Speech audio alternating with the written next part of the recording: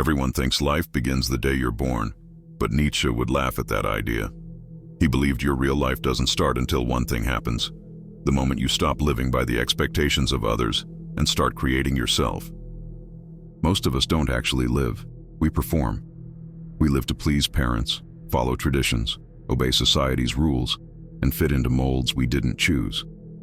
Nietzsche called this the herd mentality, the comfort of following the crowd. But comfort, he warned, is the slow death of the soul. If your life is just an endless attempt to be accepted, admired, or approved of, then you haven't started living yet. You're just surviving. For Nietzsche, life begins at a kind of death, the death of illusions. The day you realize no one is coming to save you, that morality, religion, and culture are not absolute truths, but human inventions. This moment feels terrifying, like the ground has disappeared beneath your feet. Nietzsche called it facing the abyss. But here's the paradox. That abyss, that collapse of certainty, is the birthplace of your authentic self. Nietzsche's most famous challenge was this: become who you are.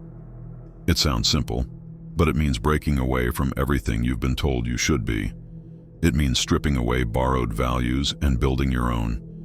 It means creating meaning in a world that offers none by default. He called this process self-overcoming, the art of turning pain, chaos, and struggle into strength.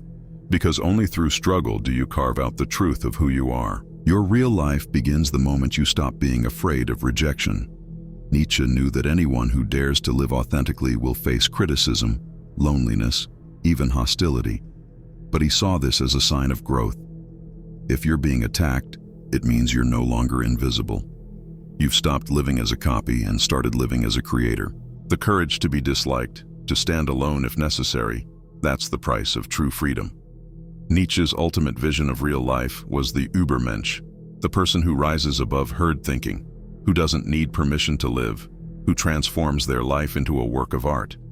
For him, the Übermensch isn't a superhero. It's simply someone who has accepted responsibility for their existence. Someone who looks at the chaos of life and says, "I will create meaning out of this. I will write my own story." This is when real life begins. Not when you're born, not when you're told who to be, but when you decide who you are. Nietzsche's message was never about despair. It was about liberation. Yes, the world is uncertain. Yes, life is filled with suffering. But the moment you stop waiting for a savior, the moment you face the abyss with courage, is the moment your true life starts. So ask yourself, are you living for others, or are you creating yourself? Because according to Nietzsche, your real life hasn't even begun until you dare to live it on your own terms.